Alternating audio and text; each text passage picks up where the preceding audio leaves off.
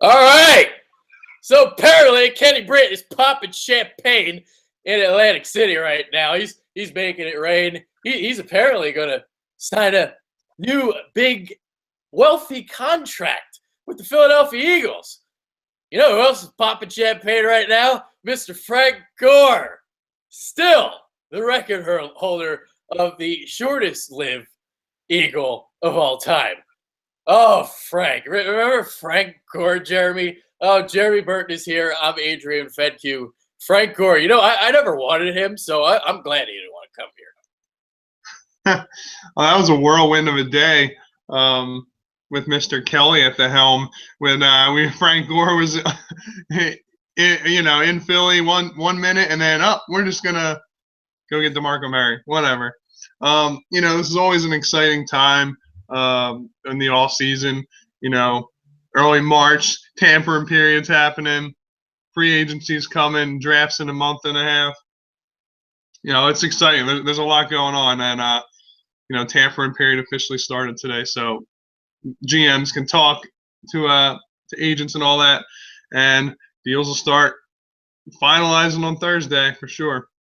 I'm chuckling because I was thinking about Chip Kelly, and I was thinking about your Chip Kelly voice, and I was thinking about the Sean McCoy trade because he's frugal, because he traded for Kiko Alonso because he wanted to save $10 million in cap space.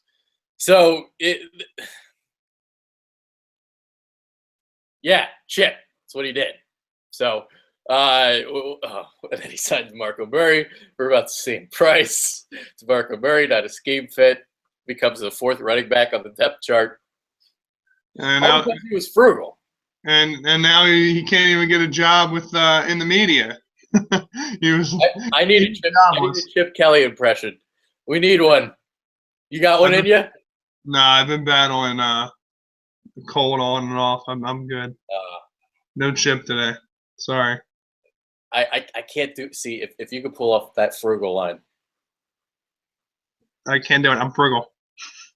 There you go. That's all I need. We're ready to go. All right, another offseason is underway because it is the tampering period. And as Kenny Britt has indicated, he's going to sign with Philadelphia. We'll see. Until it's on the dotted line, until I see that press release, I'm in Frank Gore mode. I can't do it until it's official. All right? After what he did, he's affected me for the rest of eternity. Especially if somebody named like Alshon Jeffrey comes here and he's making it rain in Atlantic City. I definitely want to wait until it's on the dotted line. That's for sure. Yeah, you never know until it's final. So we'll see.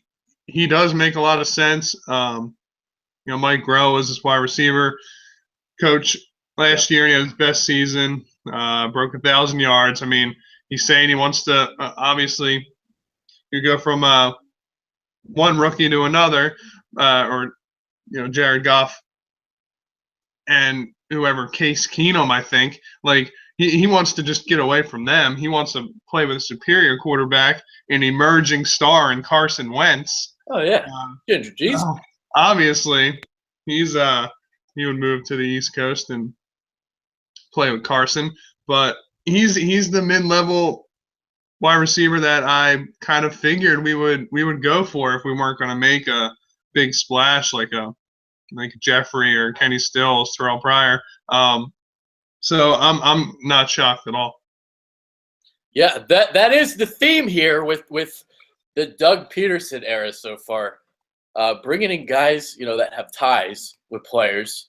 Obviously, Jim Schwartz's guys from last year all coming in on the defensive side of the ball. They bring in Mike Groh. They immediately bring in Kenny Britt, apparently, reportedly, according to all the dollars falling in Atlantic City right now.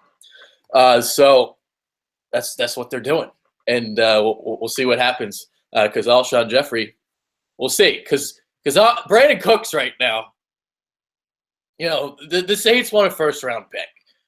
And I'm not trading my first-round pick that's in Philadelphia. This draft is in Philadelphia. I am not giving away that first-round pick for Brandon Cooks. And when you really look at it in the scheme of things, Brandon Cooks is what, maybe in the 15 to 20 range at wide receiver. So you want to spend a first-round pick for Brandon Cooks that's in the 15 to 20 range, and in 2 years you gotta sign him to a massive extension, big extension. So instead of doing that, I'd rather draft, I don't know, say John Ross, who's like a faster version of Brandon Cooks. He ran a 4.22. I mean, that's I don't know, that's considered the best in combine history. He's fast, he's quick, he can scoot. He goes down the field. So like Brandon Cooks, John Ross is going to be really lightning quick with the ball in his hands. The thing about Ross, though, he's got to fix the drops. He does drop the ball on occasion, and I don't like that. But he creates a lot of separation, as you can imagine, with a 4.22. He's quick out of his breaks. I mean, just look at him play against press too. I mean, he's so good with his feet. I mean, it's unbelievable watching him. So he could be a guy that at 14. I love Dalvin Cook. I know the whole thing about the Eagles and not drafting running backs, until the second round or whatever. But Dalvin Cook makes me squirt my pants. He's amazing. So I would love him at number 14. You got some really good cornerbacks. Marshawn Lattimore, probably not going to make it, but you never know. You never know what can happen. And then you got, the kid from Washington. I love him. Reminds me of Marcus Peters. He's pretty good. So there's some options in this draft, and it'll be interesting to see what they do, because I really think you got to go draft heavy this year. Forget about spending all this money in free agency. I'm sick of it. Build through the draft, and we'll get to that draft in a second. Yeah, I mean, this is going through a lot right there. But Brandon Cooks, I don't think he's worth the first-round pick. I think we need every one of our 8 picks this year to build. Absolutely. It's a very deep draft, especially at corner. I respect Mike Mayock's opinion a lot, and also yours, Adrian. You both said this, and I didn't really realize it until I was watching the combine and seeing all these guys. But there's like 17, 18 corners deep that can get grades in the first 2-3 rounds. It's crazy. There could be 6, 7, 8 corners that go in the first 40 picks. It's nuts. Yeah. And so it's really I'm coming to a conclusion that we might not spend that first round pick on a corner. If a quarterback or two goes in the top 13 before us, we're going to be golden with someone like a wide receiver or running back. I didn't even say Mike Williams. Mike Williams might be there at 14. That I love Mike Williams too, just because of his size and his physicality. He could turn into an Alshon Jeffrey that you don't have to spend 75, 80 million on for the next 4 years. You can just spend 15 to 20. He's got those measurables. So, we'll see how the draft unfolds. We could make that Cooks trade on draft day. I mean, who knows? There's a lot of things that could happen. We'll see what Howie does, but I think we keep all 8 of our picks and build through the draft. It's a deep draft. Who knows? You might shock everyone and pick if one of the best pass rushers drops, we can get a pass rusher. That wouldn't surprise me either. That's another need. Connor Barwin most likely won't be on the team. That'll free up $7.5 extra million, which we need every dollar of it. And because we got to be frugal this offseason with a minimum cap space. You see teams like the Browns that have $100 million in cap space. It's like, oh my God. they're gonna go on a big old spending spree and still stink. Absolutely. Yeah. So that's the thing. I mean, at quarterback, it's like the Ben and Jerry class, man. You get all the flavors. You get chocolate chip. You can get peanut butter cookie core. You can get Oreo mint ice cream. You can get whatever you want. Whatever flavor, you got it. Strawberry, vanilla, chocolate. Keep going. I got it all. So yeah, I mean, you can do it just like the Andy Reid era. Lito Shepard, Sheldon Brown, Michael Lewis. I mean, obviously Lewis is the safety, but really attack the early rounds. I mean, they did what? Shepard was the first. Brown and Lewis were second-round picks, and that's how they built the secondary. And then transition from Brian Westbrook, Vincent and Bobby Taylor. Yeah, Westbrook was a third-round pick. Yeah. That's a pretty good first 4 picks, I think. Yeah, that's not too shabby. It's better than last year's draft that people are like freaking overrating. Yeah, we need another draft like that, man. That's what we brought Joe Douglas in here for. He's setting the draft board up, and I think if he sets it up right, which he should, I mean, there's you can't really go wrong. You take the best guy that's at the top, still available at his board, and most likely that'll fill one of our needs at 14. There's going to be someone at the top of the board, whether it's a running back, receiver, corner, edge rusher. One of them, we're going to get, and I think we'll be happy with that pick. Yeah, definitely don't be surprised about an edge rusher. I mean, that's another thing Andy Reid did. Jerome McDougal, he was like what, 15th? Traded up for Brandon Graham, 13. We're in that same ball. Earl Thomas. Oh. So we should have had Earl Thomas. Yeah. So should have had Earl Thomas. Earl Thomas. Yeah, that's who like everybody thought they were getting. Everybody. Obviously. Like obviously. Obviously. Jesus. It's funny, this whole Brandon Cook situation. The Eagles wanted him in 2014 draft, was it, or 13? Yeah. 2014 draft.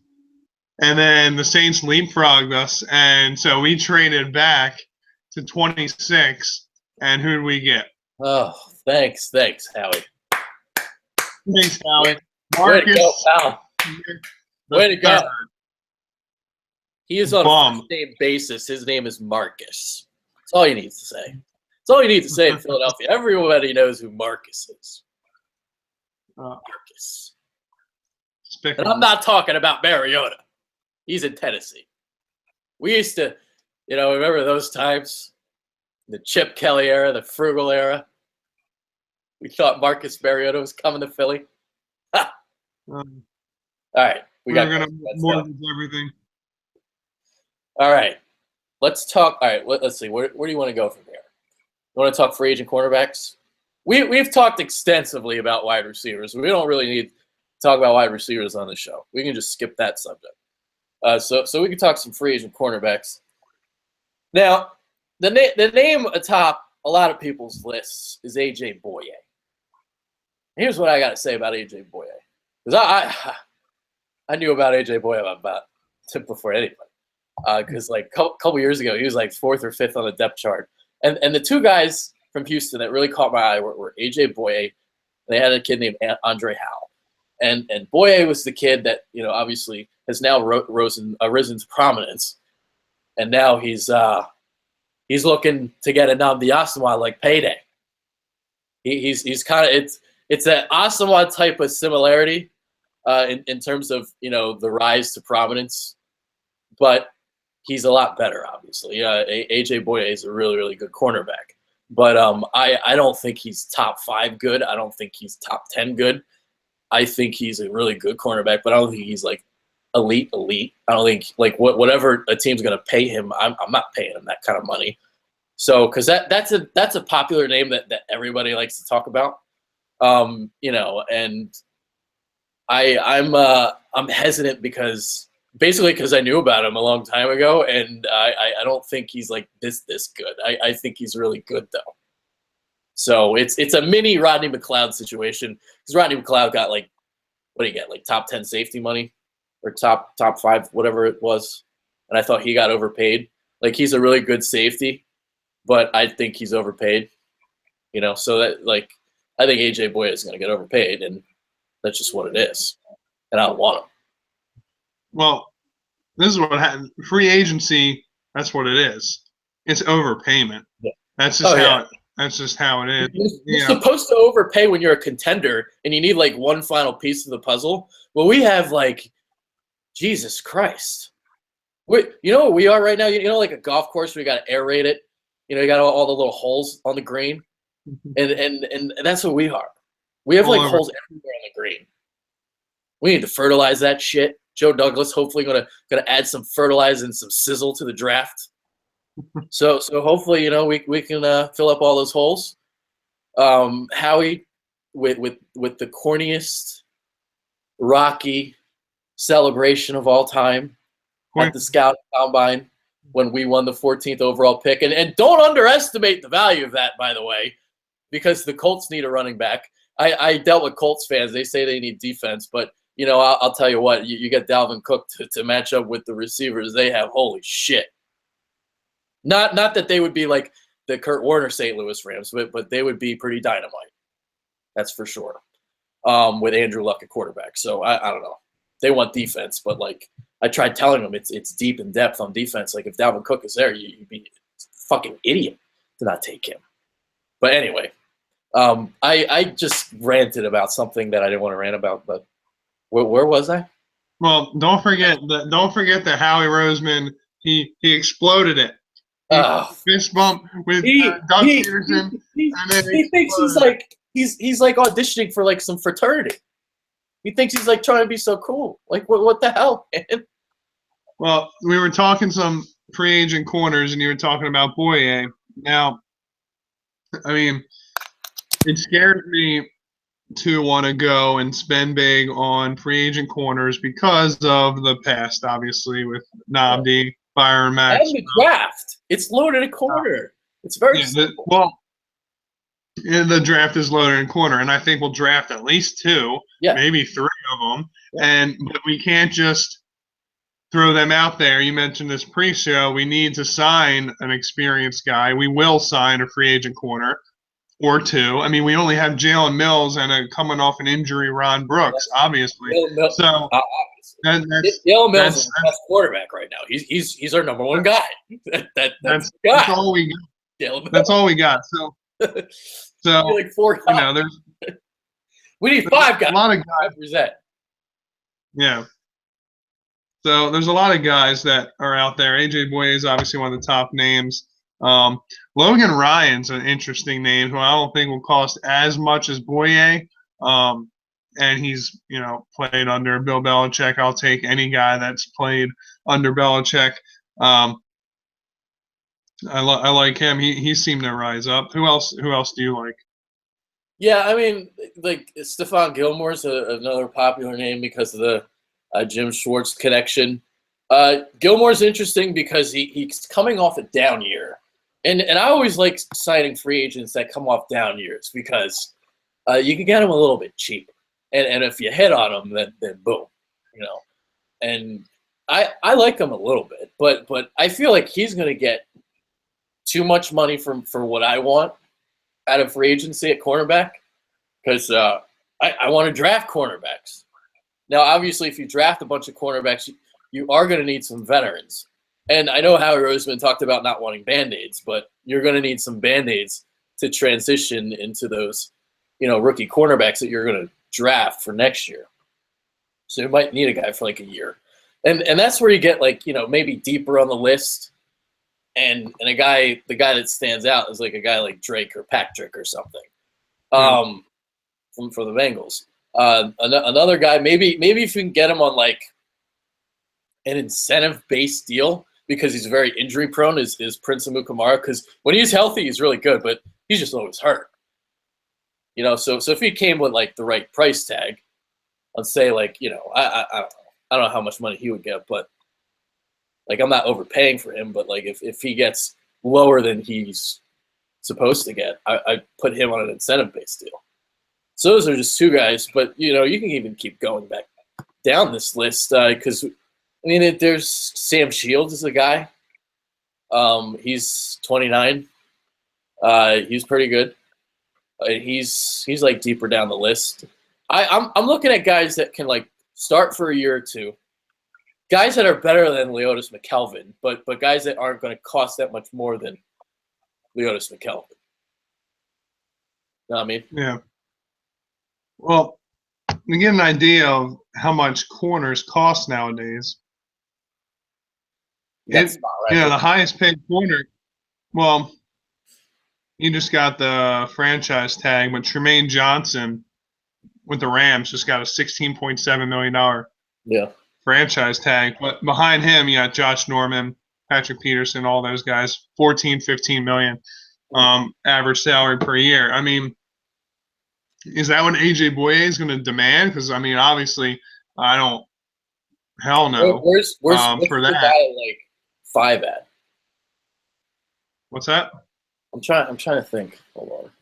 Like, I gotta get that list open. Like Byron Maxwell's still making 10.5, and he's like, he's 10th on the list. Like, Darius Slay gets 12. Janoris Jenkins 12.5. Joe Hayden 13.5. Richard Sherman. I'm not great at projecting these things, but like I don't know, 12 million a year for AJ Boye. That might be right. Yeah, 5 years, 60 million. I mean, maybe even more than that. The way free agency is now.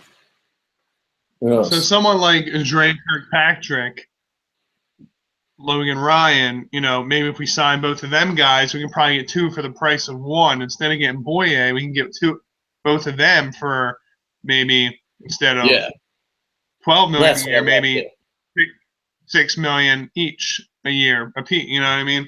I think you got to get 2 veterans, whoever they are, between maybe 8 and 15 on this like top corner free agent list or whatever, and fill the holes that way. Yeah, I'm curious to see how much Logan Ryan gets because I like him. I do like I would like him for this scenario that we're envisioning with, like 2 kind of veteran guys that can transition into your draft picks from this year at cornerback. Obviously, the other thing that the Eagles are going to need to address is the nickel quarterback slot because Ron Brooks obviously got hurt, and Malcolm Jenkins stepped in, played some more nickel cornerback, and I love Malcolm Jenkins, but while he can cover the slot, he struggles against like really quick guys, and he kind of got exposed this year a little bit at nickel cornerback. Obviously, he plays down on the slot at safety too, but he has an increased workload in there in the slot when he's a nickel cornerback, basically taking Ron Brooks' slot. So I'm looking at adding a nickel guy along with what you got. You can draft one if you want in the later rounds, but a kid I'm looking at is I shouldn't call him a kid. He's a man. He's like 26, but Kawan Williams. This is a guy that comes off an ankle injury, but he had some good, solid production with the Browns. I'm trying to figure out if he was undrafted or if he was like a 7th-round pick. But he's a guy I would think about, adding as a nickel guy because we got exposed. Our nickel guys got exposed after Brooks went down. So that's something I would do too. Yeah, I'm not really sure who's out there for nickel. You would know more than me, but anyone with versatility, like maybe play both, move play both. I'd recommend that. I mean, because we saw Malcolm Jenkins move down in the slot a lot last year once Ron Brooks went out. I don't know the status of Ron Brooks, but he was never if he comes back to training camp healthy, okay, that gives us some depth, but he's not. He was a special teamer really before, and never was more than a 3rd or 4th corner. So he's not somebody you expect to come back and contribute too much. We're going to have to count on Jalen Mills and every guy we sign and draft. So we'll see. It's definitely there's going to be several new faces at corner, that's for sure. 4, 5, 6 of them. And then, of course, there's after the draft who you bring in undrafted. The class is as deep as it is, then there's going to be guys that might not get drafted at corner and still be good. Yeah, for real. So like The offseason blueprint should be kind of simple. Like, you got a stacked draft class at quarterback, so you stack up on those, you develop them, sign some veterans to start in the meantime. You got wide receiver. I would attack in free agency. They've already hit Kenny Britt. Apparently. Knock on wood. Actually, I don't want to knock on wood. I don't even want Kenny Britt, actually. Yeah, we haven't actually talked about Kenny Britt yet, have we? This tells me we're going to, like, sign a speed guy to accompany him. But Kenny Britt doesn't excite me. I don't want Kenny Britt. Kenny Britt is a me guy. It was his contract year. And, suddenly he has a career year. What do you know? So that now he gets paid. I don't know. I don't think the contract's going to be too bad, actually, but I don't want Kenny Britt. Kenny fucking Britt. Ugh. Well, he's a physical receiver. He's gotten married. You know, he's matured a little bit. Oh, good for him. Again, he doesn't have his off the field issues anymore. Knock on Mike wood. Jarrett got married and he couldn't remember my name on Fox. Motherfucker. Well, we'll see. I mean, Joe Douglas made the free agency list too, so hopefully he rated the guys right. We haven't heard Alshon Jeffrey's name like at all. I don't know if since this started heating up, all these talks, we haven't heard Jeffrey's name. But every other name has reportedly signing in Philadelphia. Everybody is reportedly, we're interested in everybody. Reportedly, that's what it is. Yeah, we want everybody. Anything can happen. And another point I wanted to make about this whole Brandon Cooks trade is, he's a speed guy and he's put up most of his numbers on turf and in a dome. His divisional opponents all play in warm weather. Also, Tampa, Atlanta's another dome, and Carolina. He hasn't really been exposed to the winter blistering conditions that he would see here and that's another reason why I don't think we should afford a 14th overall pick for Brandon Cooks. But we'll see what they do. He is a better. He has shown his stats show he's better in the dome. What's going to happen right now? People are going to be like, oh, they're going to type and they're going to be like, ooh, well, Jeremy, you're wrong because he had 400 yards in December. Well, then you're going to come back at him and be like, well, fuck you, motherfucker, because his 400 yards came in domes and in warm weather. Atlanta was on the road, dome, and Arizona was one of those games, warm, and then I think San Fran, and then the other was at home. So, yeah, he was either in a dome or warm climate in December this past year. And he did kill it in December. But I did look up the schedule. There you go. All right, so let's see. What else is on the agenda? I mean, the offseason's not like last year where, all this excitement about trading up for the number 1 pick, trading up for the number 2 overall pick, all that shit that happened. This year, it's I think it should be simple, but Howie seems to overcomplicate it. We'll see. He's already off to a blistering start with Kenny Britt, so way to go. Well, nothing's official yet. They're only tampering. Oh, the tampering period. I bet Frank Gore loves it at Indy. He's loving it behind that offensive line. He had a solid year last year. Yeah. Given the offensive line situation and everything. Actually, the offensive line's better now. Well, it's not better, but it's getting better. Like, the left side of the line's better, but the right side is still a shit show. All right, but anyway, this is an Eagles show. Fuck the Colts. Let's see. And Brandon Cooks, December. So home against Detroit, that's dome. At Tampa, that's warm. At Arizona, that's warm. Home, dome. At Atlanta, dome. So there you go. He had 400 yards in December. All warm or dome. There you go. There you go. He gets more dome than Howie.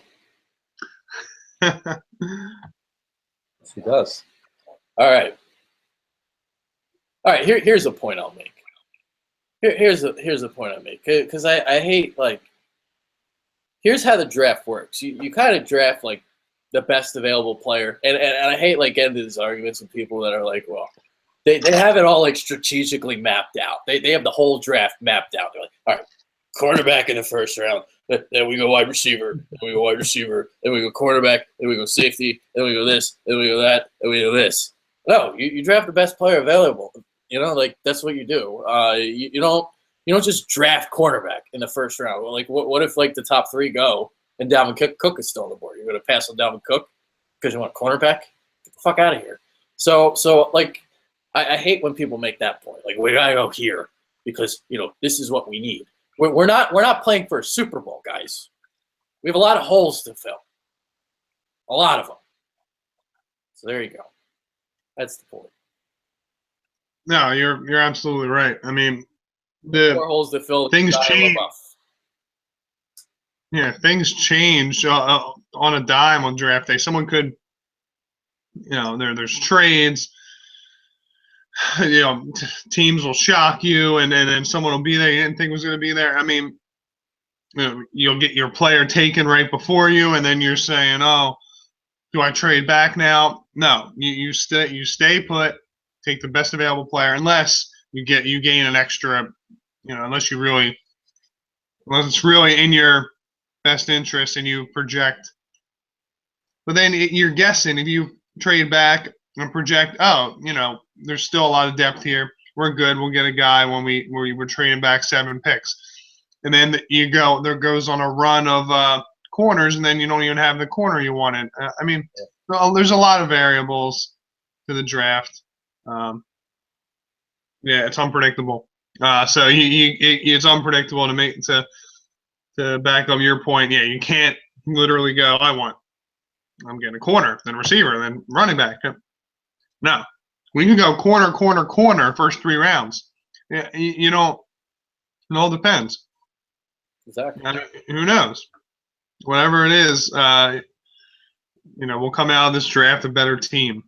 Say that. Yeah, if they went corner the first 3 rounds, I actually wouldn't even hate it. They'll all be pretty good. Yeah. There's your secondary. Boom. Bada boom. Yep. So and if that's all we need are cornerbacks. Like that. Well, our front 7, like I people do overrate it a little bit, but it's a really good front 7, and all they need now are the cornerbacks, because the cornerbacks, even if they allow the defensive ends just like another second to get to the quarterback, that's what you need from your cornerbacks. Because like the teams were getting the ball out so quick because guys were so open so quick. You remember the last like 6 games, like why the Eagles went on such a losing streak? Well, teams figured out our defense, So getting the ball out quick, little quick slants, quick hitches, and I mean Nolan Carroll can't tackle. So it's like, that's what they were doing. They're picking us apart. Get some cornerbacks in there, man. Get some coverage. And you look at AJ Boye. He came off from the Texans. They had the number 1 defense in the league as far as points per game given up. So and they also had, and that was after Watt went out. They still had Clowney and Wilfork down there, stuff in the middle. But they had a great defense, but the corners were good too. They had something to do. They had a big part in that only giving up. I don't know what their points per game was. It probably was like something like only gave up 17 points a game or something like that. Mm-hmm. Yeah. All right. Let's see. What else? Anything else? I think it might be it. The final thoughts time?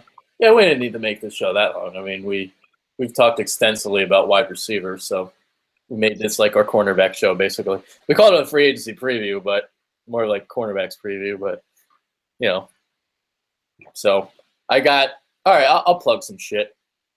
All right, so tonight, 10:30, we're gonna be doing a show. I got a dude coming in from. He's on the West Coast. Brendan Albert. So we're gonna do some combine stuff. We're gonna do the offense tonight, defense tomorrow. So we're gonna recap the combine. I got 3 new guys coming in. So I got Brandon Albert. We're gonna have Mike Skolsky coming in. Don't worry, you guys will find out who these guys are. They're all very talented. Mike Skolsky coming in. He's gonna help do football stuff. And they call him Tony D. Tony Del Grosso for the Phillies. So we're gonna get some more Phillies coverage, baby. Spring training is here. Kyle, of course, he's going to help out with that. So we got Kyle, Tony D coming in along with myself. We got something cooking with a company. That's just a teaser. So I'll delve into that in a little bit, maybe a couple shows from now. So we got something in the works there. Yeah, so we're going to be making some strides. Another thing that I'm going to be making a video. I don't know when, maybe sometime within the next month. I want to get our website going. And I'm going to hire some writers. So if you guys are interested in writing for my website, thebitterbirds.com, I want to get some content out there. You can email me at amfedq@yahoo.com. Email me your resume. Email me a couple writing samples. And if I think you qualify, I'll let you write for me. So I want to get the website going. So that's what I'm going to do there. So other than that, that's about it on my end. You got anything you want to say? Yeah, that's exciting. We're really expanding. I'm excited to see the new additions and videos and get our website more content. No, I mean it was a fun weekend with the combine. Anxious to see what Howie has up his sleeve this coming week or two. We'll start to take shape with this off season, and we still got to cut some of the fat off our team in terms of big contracts that don't need to be on our team anymore, such as Barwin, and see what happens with Jason Kelsey. I mean, I think he'll stay, but Barwin's like the biggest one because that's like $7.5 million that we would just instantly get back. So, we'll see, and keep an eye for a later round prospect. I don't know, he's kind of vaulted up recently, but I liked this kid's huge defensive back. This just shows how deep this draft is. But Obi Melifonwu